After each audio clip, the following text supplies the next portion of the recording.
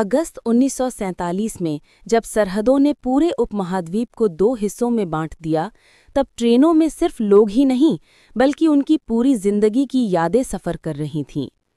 ऐसी ही एक ट्रेन अमृतसर से लाहौर के लिए निकली, उम्मीद, डर और अनगिनत कहानियां लेकर। उसी ट्रेन में एक सिख व्यक्ति हरजीत सिंह अपनी बूढ़ी माँ के साथ बैठा था। उनका घर जल चुका था, मगर कुछ पुरानी तस्वीरें अब भी उनके पास थीं। वे तस्वीरें ही उस जिंदगी का इकलौता सबूत थीं जो कभी उनका घर हुआ करती थी। उसी डिब्बे में एक छोटा मुस्लिम बच्चा भी बैठा था, जैद, लगभग 10 साल का। वो बिल्कुल अकेला यात्रा कर रहा था। 2 दिन पहले दंगों में उसके माता-पिता मारे गए थे।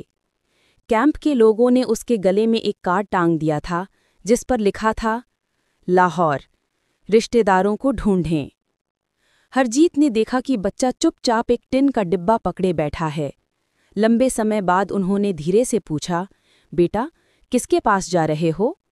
जैद फुसफुसाया, मेरे मामा लाहौर में रहते हैं, शायद। हरजीत ने उसके शब्द सुने और सीने में एक अजीब सी टीस महसूस की। डर से भरी उस ट्रेन में उसे पहली बार इंसानियत की एक रोशनी सी लगी। अचानक ट्रेन सीमा रेखा के पास जोर से रुकी। डिब्बों में अफरा तफरी मच गई। अफवाह फैल गई कि हमलावर पास में हैं।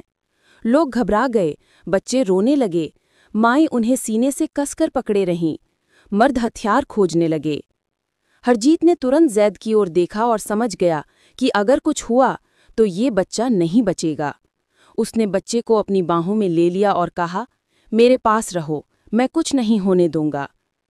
अगले 6 घंटे हरजीत ने उसे अपने बेटे की तरह संभाल कर रखा। जब भोर के समय ट्रेन लाहौर स्टेशन पहुंची तो सैनिक यात्रियों को बाहर ले जाने लगे। हरजीत ने बच्चे को गोद में उठाया और भीड़ में पुकारने लगा, जैद के घर वाले, कोई है जैद का अपना? तभी एक बुजुर्ग आदमी दौड़ता हुआ आया। उसकी आंखों से आंसू बह रहे थे। वो जैद को सीने से लगाकर रोने लगा। जैद ने धीरे से कहा, इन अंकल ने मुझे बचाया है। बुजुर्ग ने कांपते हाथों से हरजीत के हाथ जोड़ दिए। हरजीत बस मुस्कुराकर बोला, ये बच्चा है, ना हिंदू ना मुसलमान, बस बच्चा। जब हरजीत भारत वापस जाने वाली ट्रेन में चढ़ा तो जैद पीछे भागता हुआ चिल्लाया, अंकल, मैं बड़ा होकर आपकी जैसा बनूंगा। हरजीत की आंखें भर आईं, लेकिन होठों पर मुस्कान थी, क्योंकि इतिहास के सबसे अंधेरे दिनों में भी इंसानियत ने अपनी रोशनी कायम रखी थी। संदेश: नफरत ज़मीन